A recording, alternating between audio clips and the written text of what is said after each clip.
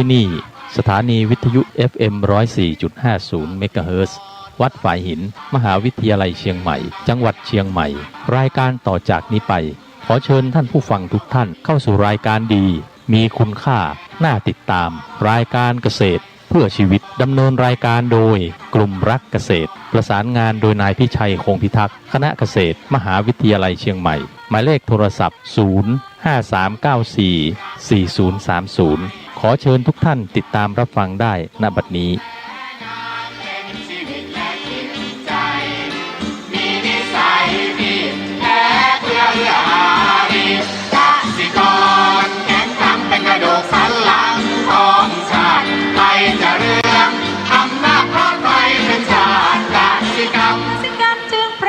เป็นหลักมันอาชีพสำคัญผู้ไทยวิไลศรีใครจะเก็บใครจะแข็งแรงทวีสวัสดีครับท่านผู้ฟังพบกับรายการเกษตรเพื่อชีวิตสำหรับวันนี้เสนอเรื่องฝึกการคิดที่ถูกต้องก่อนเข้าสู่รายการก็มีธรรมะมาฝากท่านผู้ฟังจากหนังสือพจนานุกรมพุทธศาสตร์ฉบับประมวลศัพท์เรียบเรียงโดยพระเทพเวทีประยุทธ์โตมหาจุฬาลงกรณราชวิทยาลัยพิมพ์เผยแพร่ปี2533หัวข้อธรรมะวันนี้คือกิจญาณคำว่ากิจญาณก็คือปีชากำหนดรู้กิจที่ควรทำในอริยสัจสี่แต่ละอย่างคือรู้ว่าทุกข์ควรกำหนดรู้สมุทัยควรละนิโรธควรทำให้แจ้งมรรคควรเจริญคือปฏิบัติในกิจทีนี้กิจในอริยสัจสี่นั้นเมื่อเรารู้แล้วก็ต้องเข้าใจกิจอริยสัจสี่คือข้อที่ต้องทำในอริยสัจสี่แต่ละอย่างคือปริญญาควรกำหนดรู้เป็นกิจในทุกข์2ปหานะการละเป็นกิจในสมุทัย3สัจฉิกริยาการทำให้แจ้งหรือการบรรลุเป็นกิจในนิโรธภาวนาการเจริญคือปฏิบัติบำเพ็ญเป็นกิจในมรรคในกิจอริยสัจสี่ก็คือย่อโดยก็ปัญญาปหานะสัจฉิกริยาแล้วก็ภาวนาอันนี้เป็นสิ่งที่เราต้องรู้คนส่วนใหญ่รู้ในอริยสัจสี่รู้หมดนะรู้แล้วก็รู้ก็แค่รู้เท่านั้นไม่มีการปฏิบัติมันก็เลยไม่เกิดความเข้าใจแต่ถ้าเราปฏิบัติเกิดความเข้าใจปุ๊บเราจะรู้ถึงความสำคัญของอริยสัจสี่จริงๆเลยว่าสำคัญอย่างไรในทุกปัญหาต่างๆที่เราประสบเนี่ยก็คือมีแค่เนี้ยทุกสมุทัยนิโรธมรรคการแก้ปัญหาทุกข์ก็หมดจบอันนี้เองแต่ทีนี้คนเราเนี่ยมักจะมองข้ามในหลักการไม่เห็นคุณค่าไม่เข้าใจมันก็เลยไม่สนใจแล้วก็ไม่ปฏิบัติก็ไปที่น่าเสียดายก็เอามาฝากท่านผู้ฟังถ้าเราอยากจะพ้นจากทุกข์ทั้งปวงพ้นจากปัญหาทั้งปวงเราก็ต้องเข้าใจมันแล้วก็หาเหตุของมันปฏิบัติเพื่อการหลุดพ้นเหล่านี้ทำยังไงเร่งบำเพ็ญเพียรอย่างไรคงไม่มีใครมาสอนเราแล้วนะถ้าเราไม่สอนตัวเองผู้ทุกคนสอนมาเยอะพูดมาเยอะพระท่านก็บอกมาเยอะแต่สิ่งเหล่านี้บอกมาแล้วก็รู้อยู่ในสมองเท่านั้นเองจำได้หมายรู้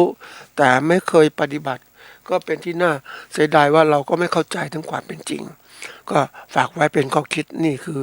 การฝึกเพื่อเราจะเข้าถึงความเป็นจริงคือแก้ปัญหาทั้งหมดได้ถ้าเราไม่ฝึกก็หมดโอกาสนะวันนี้มาพูดถึงเรื่องฝึกการคิดที่ถูกต้อง นะมาดูความหมายแต่ละตัวก่อนคำว่าฝึกก็คือเป็นคำกริยาว่าทำเพื่อให้เกิดความรู้ความเข้าใจจนเป็นหรือมีความชำนาญอันนี้คือการฝึกนะการคิดที่ถูกต้องการคิดนี่คิดคำว่าคิดก็คือว่าทำให้ปรากฏเป็นรูปหรือประกอบให้เป็นรูปหรือคิดเป็นเรื่องขึ้นในใจนะหรือเป็นรูปในใจคิดก็แปลว่าใคร่ควรไตร่ตรองคาดคะเนคำนวณหรือมุ่งจงใจตั้งใจนะอันนี้คือคิดนะนี่ถูกต้องแน่นอนคำว่าถูกต้องคือนะคำว่าถูกคือโดนแตะหรือสัมผัสหรือตรงกันหรือเหมาะกันคราวนี้ก็มีความหมายหลายอย่างจริงๆทีนี้ถูกต้องคือความหมายต้องเหมาะสมถูกต้องตามความเป็นจริงในสิ่งที่มันเป็นทีนี้เราพูดเป็นยังไงเป็นตามหลักธรรมะของพระเจ้าที่พระองค์ทรงสอนเพราะนั้นการฝึกหัดความคิดเนี่ยนะมันสำคัญก็คือว่าจะทำให้เรานั้นก็เรียกว่าปฏิบัติหรือทำไปสู่ความสำเร็จในสิ่งที่เราตั้งใจถ้าคิดผิดเนี่ยมันก็ผิดไปเลยไม่ทำอะไรก็ไม่เกิดผลทีนี้ในโลกปัจจุบันเราต้องหัดการคิดเนี่ยเป็นสิ่งที่สำคัญมากเราจะต้องทำต้องฝึกปกติเนี่ยคนเรานั้นมีความคิดอยู่แล้วคือจิตคือผู้คิดผู้นึกนะมันคิดนึกตลอดเวลารู้นู่นรู้นี่ไปเรื่อยอะไรเข้ามาตาหูจมูกลิ้นกายใจเรารับอะไรต่างๆก็เข้ามาเป็นอารมณ์แล้วก็เกิดการคิดต่างๆเกิดขึ้นทีนี้มันคิดมากๆมันก็มีหลายอารมณ์แล้วบางทีมันคิดผิดก็มีนะคิดถูกก็มีถ้าเราไม่มีเครื่องไต่ตองไม่มีเครื่องคัดแยกไอ้คิดผิดก็จะเข้ามาปะปนคิดถูกเพราะนั้นมันก็เลยกลายเป็นคนที่เรียกว่ามีความคิดที่มากมายจนกระทั่งไม่สามารถจะทำอะไรได้มันคิดอย่างเงี้ยคิดแล้วคิดอีกคิดซ้ำอยู่เนี่ยคิดบนคิดอะไรต่างๆเหล่านี้มันไม่ถูกไม่เข้าถึงความเป็นจริงเลยเป็นที่น่าเสียดายนี่คือการที่ว่าจิตเราเป็นผู้คิดผู้นึกมันคิดอย่างเนี้ย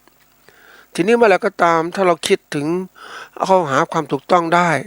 มันก็หยุดคิดคือเข้าถึงใจนั่นเองใจเนี่ยแปลว่ามโนนี่นะเป็นใจคือผู้รู้แล้วก็วางนี่คนส่วนใหญ่มันแค่จิตคิดไปเมื่อเรื่อยทีนี้พูดถึงตรงนี้ทำยังไงต้องฝึกให้คิดถูกต้องก็พยายามหาความเขาเรียกว่าเก็บข้อมูลมาแล้วก็มองความถูกต้องปกติจะถูกต้องเราก็ต้องมีเกณฑ์ตัวหนึ่งซึ่งเราจะต้องอบรมบ่มนิสัยเราที่จะรับความถูกต้องยึดถือปฏิบัติปกติถ้าเราไม่มีเกณฑ์เนี่ยเราคิดเราไปเรื่อยแล้วคิดไปแล้วบางทีก็คิดผิดมันก็ยึดสิ่งผิดเป็นถูกนะยึดไปถูกอย่างเนี้ยเขาเคยทำอย่างนี้มามันก็เคยทำต่ออีกทั้งที่มันผิดนะแต่การที่เราจะได้เขาเรียกว่าหลักเกณฑ์ที่ถูกต้องก็คือนำหลักธรรมของพระเจ้าที่พระองค์ทรงสอนเรื่องอะไรผิดอะไรถูกอะไรดีอะไรชั่วเรารู้ได้อะไรกลางๆก็รู้ได้แล้วก็เก็บมาศึกษาธรรมะเป็นตัวที่เราจะนำมาใช้ในการเป็นเกณฑ์ตัดสินว่าอะไรผิดอะไรถูกนะถ้าเราไม่มีเกณฑ์ก็พูดยากนะทุกอย่างเนี่ยมันจะเป็นไปตามใจของเราแต่ถ้าใจของเราไม่มีที่ยึดมั่นไม่เลยถือมั่นไม่มองอะไรที่ถูกต้องมันก็จับอะไรที่ผิดมาไปยึดเป็นตัวอย่างอย่างเราเห็นเขาเรียกอะไรคนโกงคนขโมยเอารัดเอาเปรียบคนอื่นเห็นก็ทำกันมาเขาก็ร่ำรวยกันมาหมดแล้วนี่มันยืนอยู่มันมีอยู่ได้ก็เพราะต้องเป็นอย่างนี้ใช่ไหมเนี่ยเราเอาความคิดอย่างนี้มาเพราะนั้นเราต้องเป็นโจรหรือขโมยแย่งชิงทรัพยากรคนอื่นเข้ามาเป็นของตนเองนี่มันสิ่งที่มันเกิดขึ้นอย่างไรมันเกิดขึ้นเพราะเราลอกเลียนแบบคนอื่นเข้ามามันทุกคนมันก็มีตุ๊กตาในใจเขาเรียกตนแบบในใจแล้วก็ยึดมาทั้งที่มันไม่ถูกต้องจริงๆหลักถูกต้องก็อยู่ด้วยมนุษย์อยู่ด้วยกันด้วยความเมตตาต่อกันไม่ลักขโมยไม่ปล้นสะดมกันขึ้นมาแต่เดี๋ยวนี้เนี่ยคนมันกลายเป็นมนุษย์ที่เรียกว่าเป็นคนที่ว่าเอาแต่ได้ไม่สนใจ นะไม่สนใจว่าใครจะเป็นยังไงฉันได้ฝ่ายเดียวก็พอใจทั้งที่ได้มาแล้วเนี่ยมันอยู่ไม่ได้เพราะคนอื่นยังยากจนอยู่ลำบากอยู่เหมือนคนที่สร้างบ้านใหญ่โตนะกลางหมู่ชนที่ยากจนลำบากแล้วมันจะอยู่ยังไงนะจะสร้างกำแพงสูงกันเหมือนกับที่ประเทศที่เขาเรียกเวียดนามไม่ใช่เวียดนามประเทศเขมรในกรุงพนมเปญเนี่ยโอ้มีคนรวยนะท่านผู้ฟังยอมรับมีคนรวยจริงๆแต่คนรวยเหล่านี้ก็รวยยังไงก็ต้องหานู่นหานี่มาขโมยหรืออะไรแล้วแต่ทีนี้เขาก็กลัวคนอื่นจะมาปล้นสะดมสร้างความเดือดร้อนเขาก็เลยต้องสร้างกำแพงรั้วนี่ไม่เคยเจอแบบที่ไหนที่สูงเหมือนที่นี่เลยท่านผู้ฟังในกรุงพนมเปญนะบ้านคนมีเงินก็แพงรั้วสูงเหมือนคุกคุกนี่ท่านผู้ฟังก็คงแบบถ้าไม่มีโอกาสก็ดูข้างนอกก็ได้นะข้างนอกคุกเห็นกำแพงสูงใช่ไหมสูงอย่างนั้นน่ะมีรถหนามข้างบนนะคนในคุกออกไม่ได้กันคนนอกเข้าด้วยทีนี้ที่ดูของพนมเปญเนี่ยมันจะกลายเป็นว่ามันสูงกว่าคุกธรรมดาของเราอีกสูงกว่าคนไม่สามารถจะปีนได้ท่านผู้ฟังนี่คือความที่ว่าเขารวยในสภาพที่ว่ารอบๆยากจนคนยากจนอยู่ไปไหนมันก็แน่นอนก็วันหนึ่งก็ต้องมาปล้นสะดมเราอยู่ดีหรือไปไหนก็หวัดระแวงว่าคนจะเขาเรียกอะไรจะมาปล้นมาฆ่าต่างๆนี่คือความที่คนเห็นแก่ตัวนะมันอยู่อย่างนี้มันก็กลายเป็นว่าสร้างความเอาแต่ได้แล้วคนก็ถ้าคิดแบบนี้เอาคนบุกคนนี้เป็นต้นแบบว่านี่คือแนวทางที่ถูกต้องเพราะนั้นบ้านแต่ละบ้านเนี่ยโอ้มันต้องสร้างพวกนี้หมดใช่ไหมกลัวไปหมดนะมันกลายเป็นประเทศที่มันรู้สึกว่ามันอยู่กันลำบากไม่สวยงามเหมือนประเทศอย่างประเทศตะวันอเมริกาอย่างเนี้ยบ้านเขาไม่มีรั้วหรือคนญี่ปุ่นเขามีรั้วเหมือนกันรั้วเตี้ยๆอย่างเนี้ยกันแค่เป็นอาณาเขตเท่านั้นนะหรือไม่มีรั้วก็มีอันนี้เป็นตัวอย่างว่าคนเหล่านั้นเนี่ยมันขึ้นอยู่กับว่าเรามีพื้นฐานความคิดอย่างไรความคิดถูกต้องจะเป็นอย่างไรจะจัดการอย่างไรนี่เพราะนั้นสิ่งที่คำว่าคิดถูกเนี่ยสำคัญมากเลยมีเกณฑ์ในการคิดถูกฝึกหัดเราต้องฝึกการคิดนะท่านผู้ฟังคิดให้มันถูกซ้อมมันเป็นประจำคนถ้าเราไม่ฝึกความคิดมันก็เฉยชาเพราะจิตมันคิดนึกตลอดเวลาอยู่แล้วนะคิดนึกไปตามอารมณ์แต่ทีนี้ถ้าเราไม่มีสติปัญญารู้เท่าทันอารมณ์ก็จะขยายตัวเราคิดมากปรุงแต่งรับเป็นเวทนาเกิดขึ้นในจิตใจของเรากลายเป็นประกอบเป็นสังขารการปรุงแต่งเกิดขึ้นมานะทีนี้ถ้าเราคิดถูกต้องนะอย่างอารมณ์เข้ามาปุ๊บเรามีสติปัญญารู้เท่าทันอารมณ์ก็หยุดนะไม่ขยายต่อนี่คือฝึกหัดเรื่องการจัดการอารมณ์ในจิตใจนี่ทีนี้คนจะฝึกเหล่านี้ได้ก็ต้องเป็นคนที่ต้องทำสมาธิต้องมีเขาเรียกพลังจิตในการหยุดอารมณ์ต่างๆให้เป็นนะทีนี้ปกติคนไม่ก็เขาเรียกว่ามีสมาธิระดับหนึ่งเท่านั้นแหละแต่ถ้าเราจะมีสมาธิที่มากขึ้นเราต้องฝึกทำสมาธิมีพลังจิตในการที่จะทำให้มีสติปัญญารู้ต่อ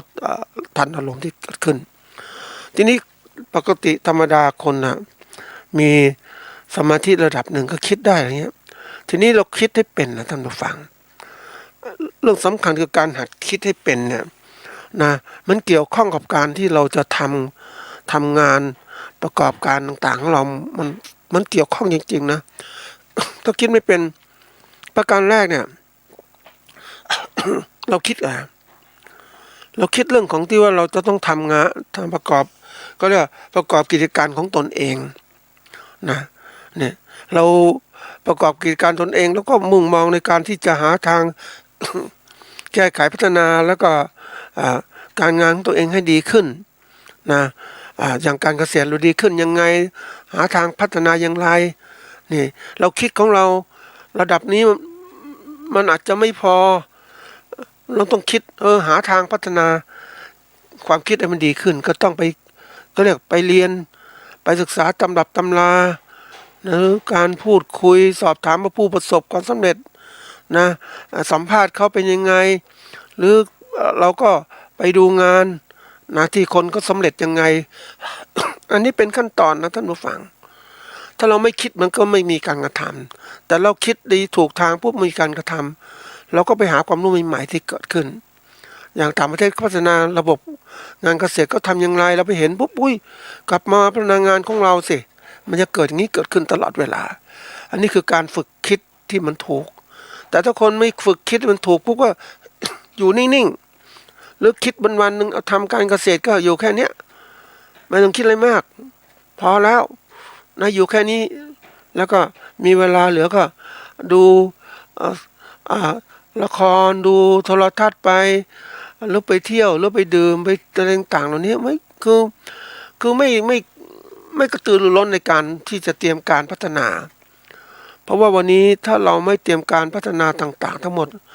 ในที่สุดเราก็จะล้าหลังที่สุดเราก็ถูกคนอื่นแย่งชิงทรัพยากรของเราไปนะเราคิดอยู่เฉพาะกิจการงานของเราอย่างเดียวอันนี้เป็นที่น่าพิจารณานะท่านผู้ฟังข้อที่คนจมปักกับความคิดตัวเองอยู่กับการงานตัวเองอยู่แค่นี้พอ ไม่เคยคิดว่าเฮ้ยมันมีอะไรที่เกี่ยวข้องกับเราเนี่ยมันอันตรายมากนะท่านผู้ฟังเขาเรียกว่านี่คือความคิดที่มันผิดแหละเพราะเรานั้นต้องเกี่ยวข้องกับสังคมเกี่ยวข้องทุกอย่างหมดเลยเรามัวจะก้มหน้าก้มตาพัฒนางานของเราเนี่ยมันดีทั้งที่ไม่ดูสังคมต่างๆมันเปลี่ยนไปยังไงและเสียมันจะสร้างความเดือดร้อนให้กับเราอย่างไรนะเหมือนกับที่คนทางภาคกลางนะเอาไม่ภาคกลางก็ได้คนตะวันออกนะจังหวัดระยองเป็นตัวอย่างคือ กลุ่มหนึ่งซึ่งเขาทำการเกษตรไม่ได้ดีเขาก็ค้าขายพื้นที่ให้กับนิคมอุตสาหกรรมไปตั้งไอ้พวกนี้กลุ่มหนึ่งก็คือขายเพื่อเอาเงินเพราะว่าทำการเกษตรลำบากนี่คนอยู่เนี่ยก็อยู่ไปก็ก้มหน้าก้มตาทำไปในการเกษตรของตนเองก็ไม่สนใจว่าโรงงานอุตสาหกรรมต่างๆที่มันอยู่นั้นมันปล่อยสารพิษอะไรบ้างก็ไม่ได้สนใจก็ทำไป ทีนี้มันมีความเดือดร้อนที่เกิดขึ้นสารพิษโรงงานก็สร้างความเดือดร้อนให้กับพืชผลเกษตรนะบางทีข้าราชการภาครัฐก็ไปช่วยบอกว่ามันไปดูไปการตรวจสอบต่างๆนะว่ามันไม่มีผลอะไรเลยนะเพราะว่าตอนที่พวกข้าราชการไปตรวจสอบนะก็ไปตอนที่ไปแจ้งนู่นแจ้งนี่ไอ้ฝ่ายโรงงานก็รู้เดี๋ยวมันก็ไปปล่อยสารออกมานะแล้วก็เวลาเจ้าที่ไปตรวจสอบก็ไม่เจอก็บอกไม่มีอะไรแต่พวกนี้มันปล่อยสารพิษต่างๆมาตอนกลางคืนนะซึ่งเราไม่รู้มันก็สารพิษนี้ก็ไปปลิวตกในแปลงเกษตรของเกษตรกร เกษตรกรก็ร้อนเห็นสัมผัสของจริง ก็เลยว่ามาร้องเรียนกว่าจะร้องเรียนก็เสียหายแล้วอะ การเกษตรของตนเสียหายจริงๆแล้วเนี่ยถ้าเราไวก่อนนั้นเราก็ไปดูซะก่อนมันตั้งโรงงานมีสารพิษอะไรต้องศึกษาเฮ้ยมันปล่อยโรงงานนี้โรงงานคัดแยกแก๊สก็ได้สมมติก็ได้ นะมันเป็นยังไงมันจะมีอะไรเกิดขึ้นบ้างคือเราต้องรู้นะท่านผู้ฟังเพราะว่าไอ้สิ่งที่มันเกิดขึ้นเนี่ยมันมาอยู่ในชุมชนของเรานะเราไม่สนใจเดี๋ยวมันก็มาสร้างความเดือดร้อนเราเหมือนกับเราหมู่บ้านของเรานี่แหละ เรามีโจรมาอยู่ในหมู่บ้านหรือคนจนมาอยู่ในหมู่บ้านคนไม่มีหัวนอนปลายเท้าอยู่หมู่บ้านเราก็ต้องศึกษาให้รู้มีใครบ้างไม่ใช่เราอยู่เพราะเราไม่เดือดร้อนเราก็ไม่ใส่ใจนี่ตัวเป็นของจริงนะท่านผู้ฟังและที่สุดไอ้พวกนี้มันมาอยู่ปุ๊บมันสร้างความร้อนมันก็หนีไปแล้ว เห็นไหมเราจะตามใครได้นี่คือของจริงละคนเรานั้นไม่ค่อยมัวแต่ก้มหน้าก้มตามองแต่ธุรกิจการงานตัวเองไม่ใส่ใจนะมันก็เป็นธรรมชาติของคนนะท่านผู้ฟังเพราะว่าเรานั้นเวลาทำการทำงานต่างๆจิตใจมันก็จดจ่อในสิ่งที่เราทำนะเราก็จิตใจจดจ่อมันก็เหมือนกับจิตใจจ่อเรื่องเราทำมันก็เลยไม่ใส่ใจเรื่องอื่นๆอีกเลยว่ามันจมในสิ่งเหล่านี้คือเขาก็มีคำพูดที่บอกว่าเราก้มหน้าทำแต่งานเราไม่เงยมองสิ่งต่างๆที่มันเกิดขึ้นรอบตัวที่สุดแล้วเราก็จะเดือดร้อนนะเหมือนเราดำนาแล้วก้มหน้าก้มตาดำนาอยู่นั่นแหละเราไม่รู้ว่าเฮ้ยอะไรจะอยู่ข้างบนฟ้าที่มันจะตกลงมาหาเราเนี่ยแดดมีกระทบไหมนะแสงแดดกระทบนะท่านผู้ฟัง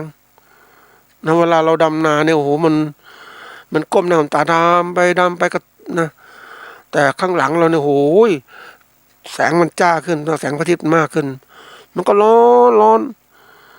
นจนหนังพองท่านผู้ฟังถ้าอย่างเงี้ยเราต้องหาเสื้อหนาๆคลุมมันไปหมวก ต้องใส่หมวกใส่งอบเนี่ยนี่คือการคิดหาทางป้องกันเพราะฉะนั้นการคิดที่มองสิ่งภายนอกนี่ตัวสำคัญตัวหนึ่งแล้วนะเราเองเนี่ยปกติเราคิดในงานตัวเองก็ต้องคิดหาทางพัฒนางานตัวเองให้ดี พัฒนางานอย่างไรอย่างเราเป็นเกษตรกรก็คิดอย่างหนึ่งเราเป็นผู้ประกอบการก็คิดอย่างหนึ่งให้มันกว้างขึ้นนี่คือการคิดในเรื่องที่เราต้องมองไปข้างหน้าไม่ใช่คิดแคบหรือไม่คิดเลยไม่ได้นะทีนี้แบบที่สองเนี่ยนะวันนี้ที่จะมาพูดตัวนี้ฝึกคิดเหมือนกันที่ถูกต้องเกี่ยวกับสถานการณ์ความเป็นไปในสังคมของเราเนี่ย นะที่สิ่งรอบตัวของเรานี้แหละเราเรียกว่าตัวแรกคือคิดในตัวของเรารอบตัวในตัวตนของเราเวลาทำการเกษตรอย่างนี้แต่ทีนี้เราก็คิดข้างนอกไปด้วยนอกตัวเราไปอีกที่เกี่ยวข้องตัวแรกก็คือ เราต้องรู้นะท่านผู้ฟังวันนี้ไปค้นเรื่องของประชากร เรารู้ประชากรของประเทศไทยคือคนไทยรอบๆเนี่ยคนไทยประเทศไทยตอนนี้เราประชากรเราลดลงนะแต่ก่อนเราก็คาดหวังว่าจะถึง60มันก็ลดมาเรื่อยไม่ถึง70 ล้านคนนะเวียดนามก็ประมาณ95 ล้านนะหรือ100 ล้านนะของเราก็เกือบ70ตอนหลังมา69ตอนปัจจุบันเนี่ยเขามีข้อมูลเผยแพร่มาเมื่อคือประกาศสำนักงานทะเบียนเรื่องจำนวนประชากรราษฎรทั่วราชอาณาจักรตามหลักฐานทะเบียนราษฎรณวันที่31 ธันวาคม 63นะเว็บไซต์ราชกิจจานุเบกษาประกาศสำนักงานเรื่องจำนวนประชาราษฎรทั่วราชอาณาจักรนะเราต้องรู้เรื่องนี้คือก็บอกประชากรจำนวนประชากรไทยเนี่ย66,186,727 คนลดลงปีก่อนก็ปี62ใช่ไหมลดลงแล้วตอนนี้ก็มีหญิงมากกว่าชายนะแล้วก็เพิ่มขึ้นนะเฉียดประมาณ 1.5 ล้านคน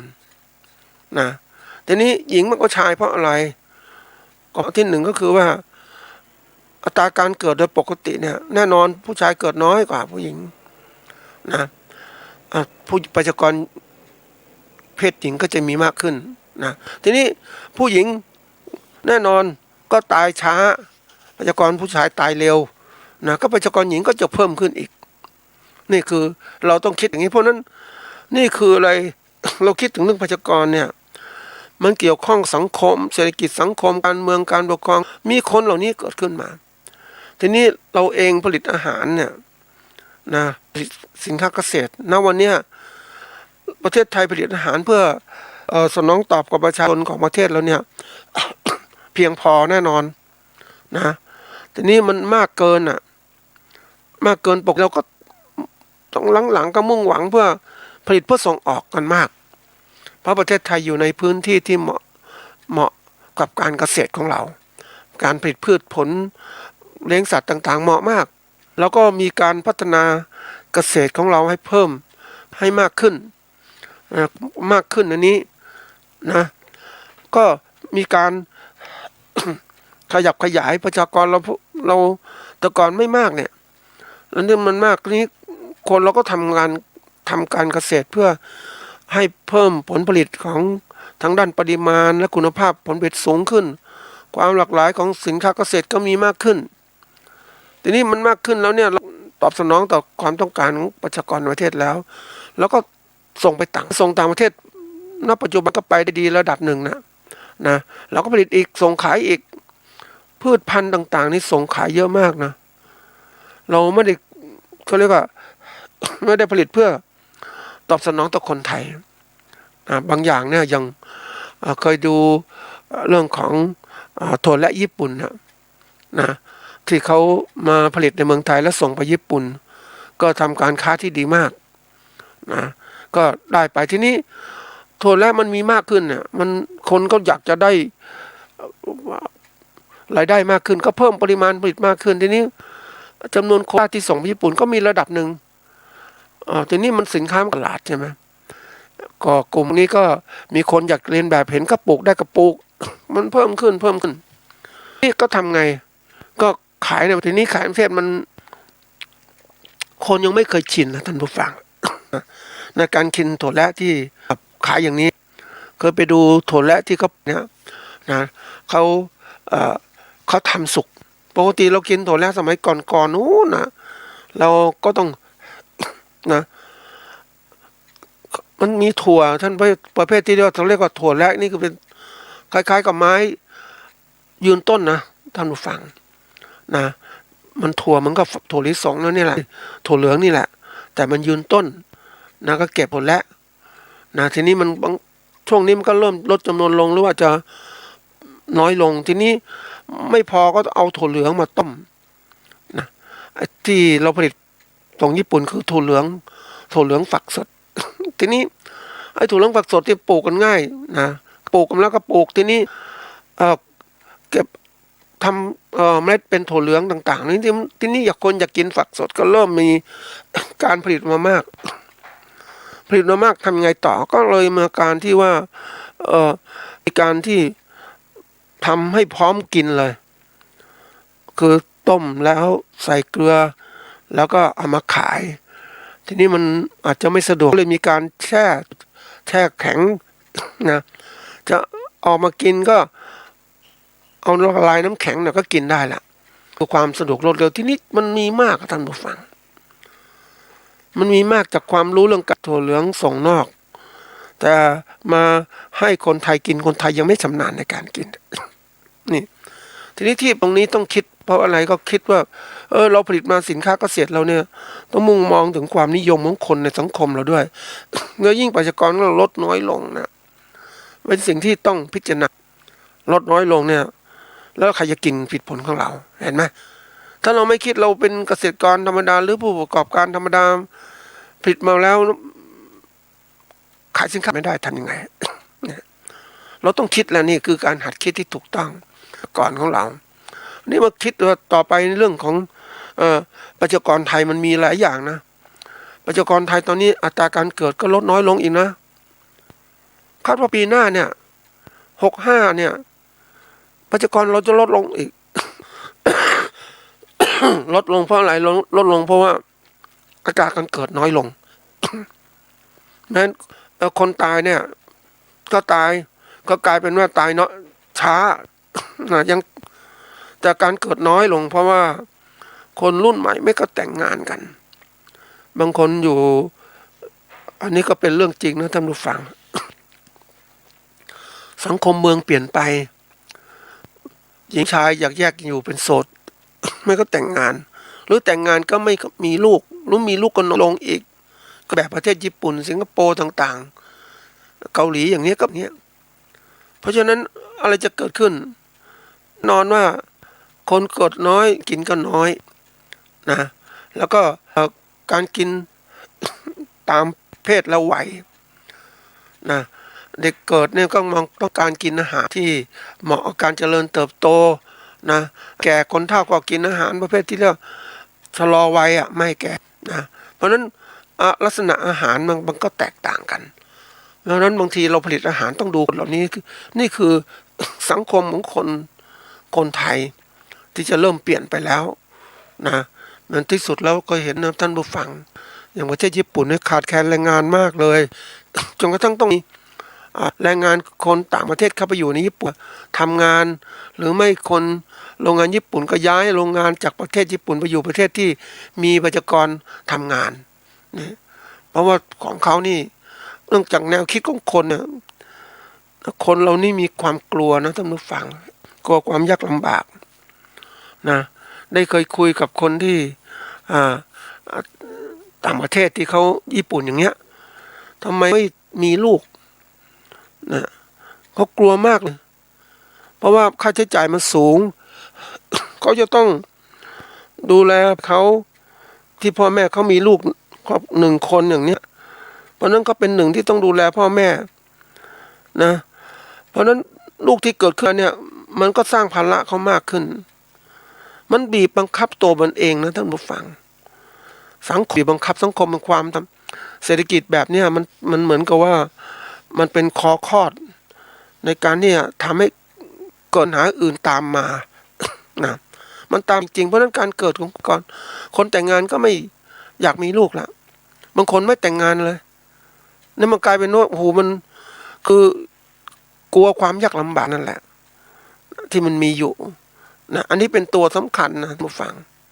นี่ทำให้ระดับของการเปลี่ยนแปลงประชากรมันลดน้อยลงแต่เวียดนามเนี่ยที่มันมีมากก็เพราะว่าในช่วงการเปลี่ยนแปลงเนี่ยเขาต้องการแรงงานแล้วก็อยู่กันมากขึ้นพื้นฐานประชากรเขาสูงมากอยู่แล้วเรื่องการเติบโตของประชากรรุ่นใหม่เนี่ยครอบครัวก็มีมากเหมือนกันมันจะเริ่มหดตัวเพราะละการทุกคนที่มันเจอความยากลำบากนั่นเอง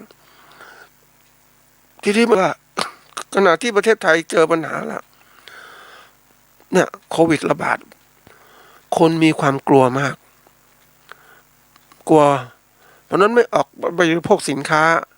นะเกษตรแล้วก็โรงงานต่างๆก็ปิดไปคนก็ตกเพราะฉะนั้นเศรษฐกิจของคนเนี่ยไม่ค่อยดี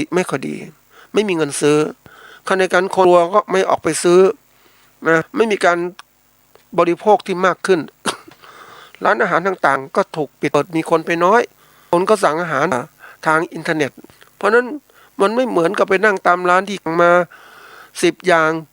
กินนิดๆหน่อยเหลือก็ทิ้งไป อันนี้คือการที่เขาเรียกว่าการผ่านบริโภคแต่ปัจจุบันมันหดตัวลงคาดหมายว่าจะเป็นอย่างนี้นะจนกระทั่งถึงปี66นะหรืออาจจะนานกว่านั้นเพราะทุกอย่างก็จะปรับตัวในการเป็นอยู่ของประชาชนเนี่ยให้ดีเหมือนเดิมนะก็ยากนะมันต้องอาศัยเวลาแล้วคนต่างประเทศจะเดินทางเข้ามาเที่ยวก็กลัวอีกเพราะว่าประเทศไทยนั้น มีโรคระบาดอยู่นะเขาก็ไม่กล้าเข้ามาแล้วก็เขาก็รู้ว่าประเทศไทยนั้นมีโรคเพราะว่าดูกับการใช้ยา ใช้วัคซีนมีจำนวนน้อยนะไม่พอวัคซีนที่ได้ที่ใช้มันก็มีคุณภาพต่ำนะไม่เหมือนวัคซีนที่ประเทศเขาใช้กันในยุโรปก็ใช้เรามาใช้วัคซีนของจีนซึ่งยอมรับว่าคุณภาพต่ำแต่พูดไปไม่ได้เดี๋ยวก็คนก็บอกว่าคนส่วนใหญ่คิดกันอย่างนั้นแหละ คนต่างประเทศก็คิดเขาไม่กล้ามาเพราะนั้นมันก็เกิดว่าเฮ้ยเขาจะมาบริโภคสินค้าเขาไม่มาแล้วเพราะนั้นสินค้าเกษตรก็เหลือมากมายทีเดียวนะนี่คือตัวสำคัญเราก็ต้องดูนะว่าการท่องเที่ยวจะฟื้นไหมคนประเทศไทยจะเที่ยวกันไหมอย่างนี้คนในประเทศไทยก็ยังไม่เที่ยวกันเลย เพราะอะไรก็กลัวบางจุดก็มีโรคโน่นนี้แม้รัฐบาลหรือว่าทั้งกลุ่มแต่ละจังหวัดก็พยายามที่จะทำตัวเลขให้มันสวยหรูเพื่อจะเปิดโอกาสให้คนมาเที่ยวแต่โลกถ้าท่านผู้ฟังพูดตรงๆนะการตรวจสอบเนี่ยมันยังไม่ดีพอมันไม่ตรวจสอบเชิงลุกของประเทศเราตรวจสอบเชิงรับว่าคนป่วยก็ไปที่ส สถานพยาบาลก็ไปเช็คว่ามีโรคนู้นโรคนี้แต่จริงๆคนบางคนเขาก็กลัวก็ไม่กล้าไป ทั้งที่ตัวเองเป็นโรคไม่เดือดร้อนก็อยู่กับบ้านเพราะว่าค่าใช้จ่ายเขาสูงไปโรงพยาบาลแต่ละครั้งก็ยอมรับว่าไอ้30 บาทรักษาทุกโรคก็ไม่เพียงพอใช่ไหมมันก็เดือดร้อนต่างๆก็คิดว่าไม่เป็นโรคอะเก็บตัวไว้เนี่ยเพราะฉะนั้นถ้าตรวจสอบในเชิงลึกแล้วเนี่ย โรคมันก็ยังระบาดอยู่จำนวนมากทีเดียวเนี่ยมันก็แพร่กระจายอย่างนี้แหละถ้าเรามองให้ลึกต้องศึกษานี่ต้องหัดคิดนะบางคนบอกว่าไม่ต้องคิดรัฐบาลแจ้งข้อมูลที่ถูกต้องมาให้แล้วแต่ถ้าเรารู้จากความเป็นจริงว่าบางทีเนี่ยมันเป็นเขาเรียกการเปิดเผยบางอย่างเนี่ยคนเราก็เหมือนกันนั่นแหละเราก็ไม่อยากเปิดเผยบางเรื่องที่มันมีผลกระทบกับตัวเองอย่างเราไม่มีเงินน่ะเราก็พยายามทำตัวให้มีเงินคนอื่นได้ดูเรามีเงินทั้งที่เราไม่มีเงินนะมันเป็นของจริงคนทุกคนในปัจจุบันก็หลอกลวงกันแบบนี้งั้นแหละว่าทำตัวเป็นผู้ที่มีเงินมีอะไรต่างแต่ความจริงแล้ว กู้หนี้ยืมสินมามากแล้วปัญหาที่เกิดขึ้นมาจากเศรษฐกิจที่มันแย่มาทั้งรุ่นเก่าๆเนี่ยนะเรื่องภาวะหนี้สินของครัวเรือนก็ยังสูงอยู่แล้วคนที่พ่อแม่ที่ส่งลูกเรียนต่างๆลูกก็ยังไม่มีงานทำจบแล้วไม่มีงานทำเพราะเศรษฐกิจมันหดตัวอยู่ การที่ตั้งแต่หดตัวตั้งแต่การปฏิวัติ22 พฤษภาคม 57เป็นต้นมายังหดตัวนะ คนไม่มีงานทำจบมาแล้วไม่มีงานทำมันน่ากลัวนะลงทุนมาแล้วไม่มีผลตอบแทนที่เกิดขึ้นมันประเทศหนึ่งในยุโรปที่มีคนที่ว่า จบการศึกษาปริญญาตรีจำนวนมากแต่ไม่มีงานทำนั่นคือความสูญเปล่าใช่ไหมแล้วน่าคิดนะเพราะนั้นนี่ประเทศไทยจากภาวะอย่างนั้นมาเนี่ย7 ปีแล้วเนี่ยมันยังแก้ปัญหานี้ไม่ได้ เพราะนั้นคนเรียนมามากปุ๊บก็ค้างอยู่เนี่ยนั้นถามว่าเฮ้ยถ้าไม่มีคนพวกนี้ก็ไม่ขยับขยายพวกจบมาแล้วแต่ที่มีการงานมีครอบครัวก็ไม่มีครอบครัวไม่มีการงานทำเนี่ยไม่มีลูกมีหลานเพราะนั้นการบริโภคสินค้าเกษตรก็น้อยลงละเราจะหาก็เรียกว่าผลิตสินค้าเกษตร ไปขายที่ไหนขายในประเทศเหรอมันเป็นอย่างนี้อยู่แล้วไม่มีอะไรได้จะขายต่างประเทศแน่นอนประเทศต่างๆเนี่ยเขาเรียกว่ามันมีกลุ่มนะท่านผู้ฟัง อันนี้เราดูเกี่ยวข้องการเมืองเลยประเทศต่างๆมันแบ่งเป็น2 กลุ่มคือกลุ่มเผด็จการกับกลุ่มประชาธิปไตยเผด็จการแบบสังคมนิยมนะที่หรือเรียกว่าคอมมิวนิสต์ต่างๆเนี่ยก็มีระบบแบบนี้นะอีกระบบหนึ่งก็ระบบประชาธิปไตยการที่แต่ละฝ่ายมีการแบ่ง แบ่งกลุ่มแบ่งพรรคแบ่งพวกแล้วมีการกีดกันนะอย่างประชาธิปไตยก็กีดกันสังคมนิยมก็กีดกันประชาธิปไตยนะไม่อยากให้เป็นอย่างนี้ทีนี้ประเทศไทยเป็นยังไงถ้าเราศึกษาลึกๆมันเป็นยังไงรูปแบบเป็นยังไงประชาธิปไตยหรือสังคมนิยมหรือเผด็จการเราก็คิดแหละ อันนี้พูดไปก็จะสร้าง แนวเชื่อต่างๆที่คนอาจจะไม่เชื่อบางคนก็เชื่อบางคนพิจารณาแต่จะไม่พูดเรื่องนี้เพราะว่ามันเป็นเรื่องที่เขาเรียกว่าบอบบางแล้วก็กระทบกระเทือนต่อบางสิ่งบางอย่างแต่เพียงแต่ที่ว่ามันเป็นสิ่งที่เราต้องดูดูสังคมการเมืองของเราด้วย และยิ่งเป็นการเมืองของเรานั้นถ้าผู้นำมองไม่มีวิสัยทัศน์ที่เก่งในการบริหาร ยอมรับว่าการค้าสินค้าเกษตรของเราจะลำบากมากเลยอย่างค่าเงินอย่างเนี้ยมันแข็งเกินไปอย่างเนี้ยเราก็ขายสินค้าเกษตรแข่งคนอื่นไม่ได้ นะแล้วน้ำมันเชื้อเพลิงต่างๆราคายังสูงอยู่ทั้งที่ควรจะลดมาเพื่อการผลิตสินค้าส่งออกนอกหรือแข่งขันประเทศไทยก็จังเนี้ยมันเหมือนระบบผูกขาดนั่นแหละท่านผู้ฟังผูกขาดโดยกลไกที่เรียกว่าราคาน้ำมันแบบเนี้ยนะมันทำให้ประเทศไทยไม่สามารถผลิตสินค้าแข่งกับต่างประเทศ นะ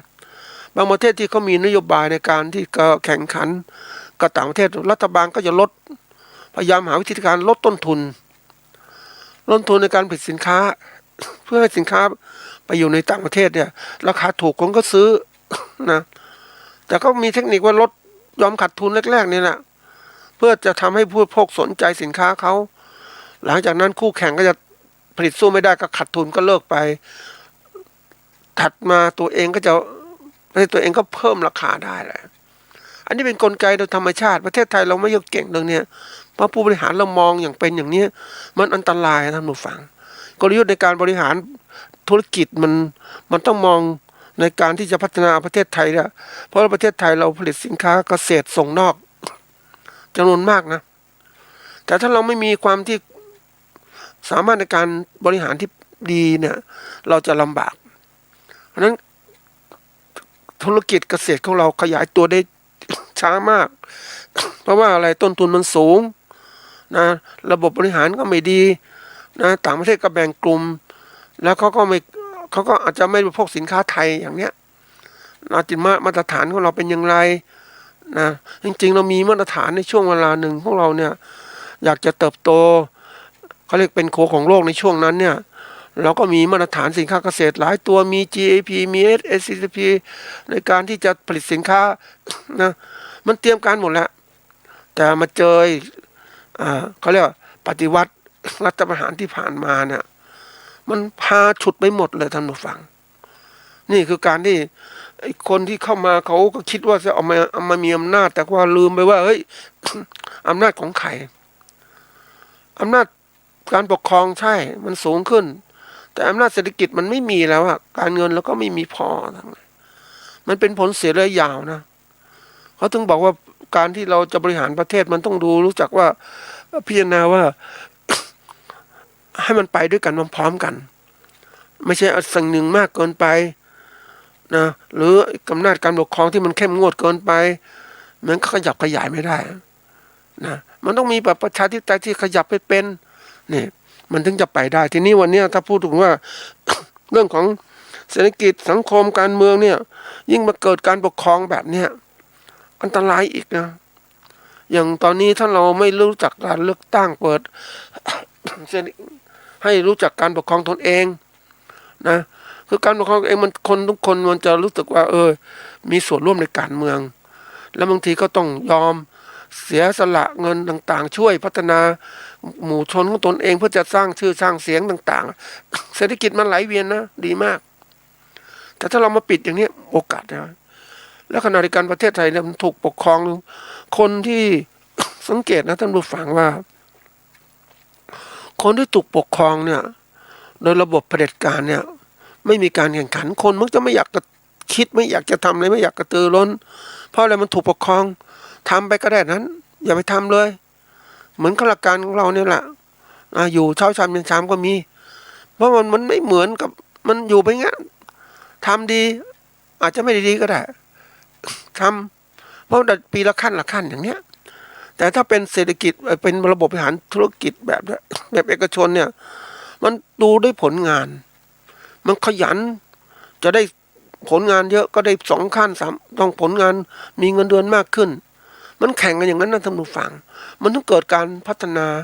การเจริญเติบโตทั้งเรื่องความคิดของคนการวิจัยสร้างความรู้ใหม่ๆสร้างนวัตกรรมสร้างเทคโนโลยีแล้วก็สร้างนวัตกรรมใหม่ๆเกิดขึ้นประเทศก็จึงเจริญอ่ะแต่เราเนี่ยอยู่อย่างเนี้ยเนี่ยเพราะเราไม่ได้มันรู้สึกว่าความรู้สึกของคนนะท่านผู้ฟังถ้ามันถูกคิดแบบพอแล้วแค่นี้พอแล้วมันบล็อกตัวเองอ่ะมันใช้ภาษาอังกฤษมันล็อกตัวมันก็จำกัดตัวเองว่างั้นให้คิดให้ทำแค่นี้แต่ถ้าเรามีความเป็นเขาเรียกมีความคิดเปิดให้มากขึ้นคนจะอยากพัฒนาแข่งขันกันคิดอ่านในการคนคิดในการแก้ปัญหาต่างๆพัฒนาสิ่งต่างๆมันก็เจริญเกิดการเขาเรียกขยายตัวทางเศรษฐกิจที่มากขึ้นแต่ของเรานั้นเป็นอย่างนี้มันลำบากนะยิ่งการปกครองที่ปกครองคนมีอะไรคนชั้นปกครองชนชั้นที่ถูกปกครองนะมีการที่ว่าโหมันมีอำนาจอ่ะมันมาพวกปกครองทำตัวมีอำนาจมันข่มผู้ใต้ปกครองอ่ะเราเห็นชัดเจนทุกอย่างมันก็เลยกลายเป็นว่า คนนั้นมันก็เกิดการยอมรับมันถูกมาเพราะระบบดึกดำบรรพ์มันเป็นอย่างนั้น ในสมัยดึกดำบรรพ์ก็ต้องมีผู้นำคนต่างๆนะโลกมันอะไรยังไม่มีคนไม่มีกำลังในการต่อสู้กับสิ่ง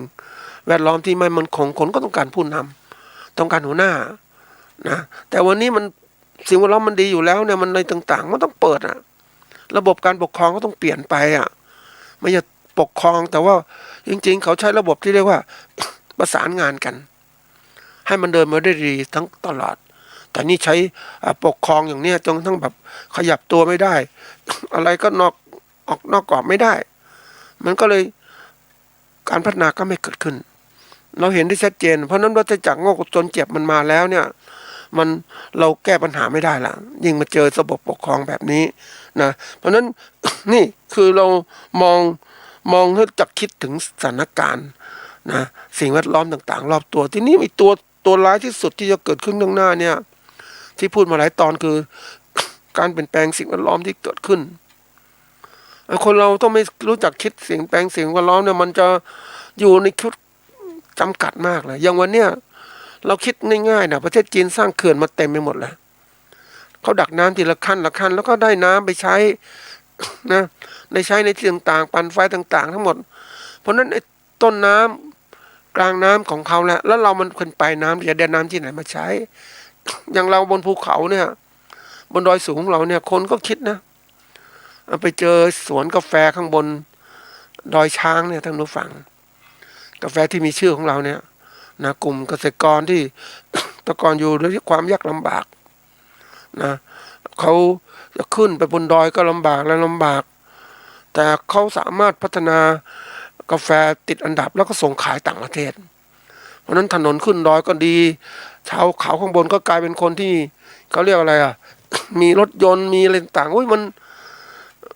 เยอะแยะเลยท่านผู้ฟังแล้วยิ่งเขามีรายได้มากขึ้น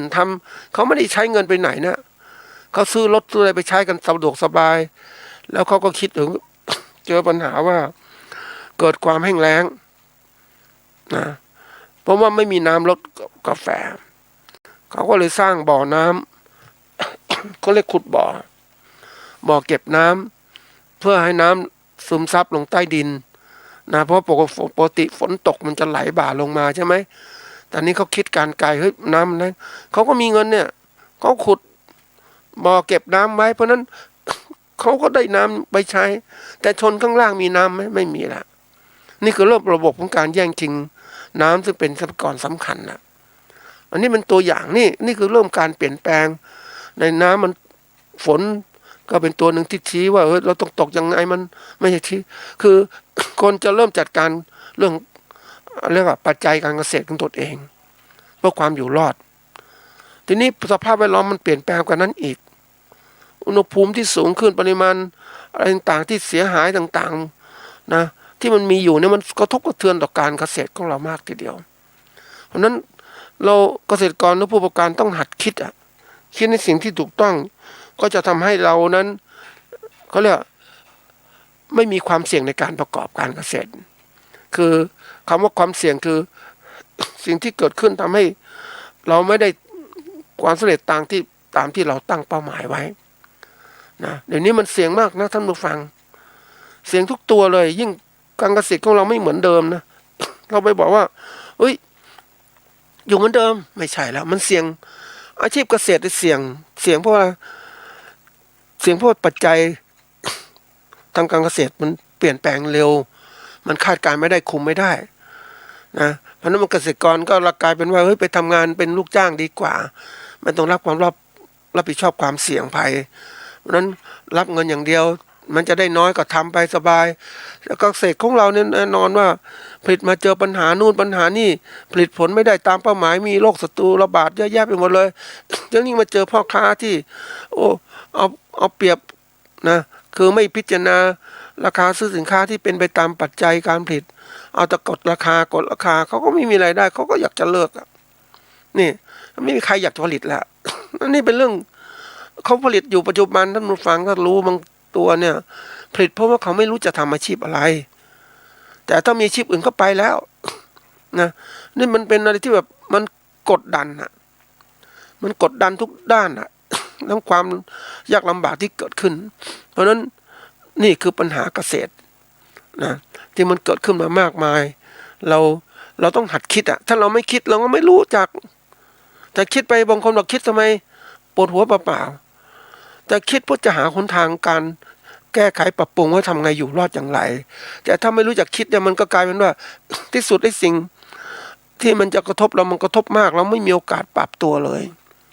นะที่สุดการเกษตรของเราลำบากแล้วเราก็จะกลายเป็นคนที่ว่าคนจนรุ่นใหม่ท่านผู้ฟัง นะเพราะว่าเราผลิตสินค้าเกษตรไปขายไม่ได้ราคาขาดทุนอีกต่างหากนะมันเสี่ยงตรงนี้เพราะนั้นจะคนเกษตรที่บอกว่ารุ่นต่อไปข้างหน้าเนี่ยจะเป็นเกษตรเป็นผู้ประกอบการขนาดใหญ่ที่เขาเตรียมการไว้แล้วว่าจะเตรียมยังไงจะมีลูกไร่ยังไง เกษตรกรแค่เป็นเพียงลูกไร่เท่านั้นนะผลิตอย่างเนี้ยนะถ้าจะเป็นผู้บริหารมันต้องเตรียมการหมดนะในการบริหารเกษตรของตัวเองก็ฝากไว้เป็นข้อคิดว่าการเขาเรียกการฝึกการคิดที่ถูกต้องนั้นเป็นสิ่งสำคัญที่สุดในสังคมในปัจจุบันเราต้องหัดคิดหัดศึกษาเพิ่มเติมอย่าไปไว้ใจว่าเฮ้ยอย่างนี้ดีแล้วเพราะว่าไม่ได้คิดแบบนี้จะสร้างความเดือดร้อนให้กับตนเอง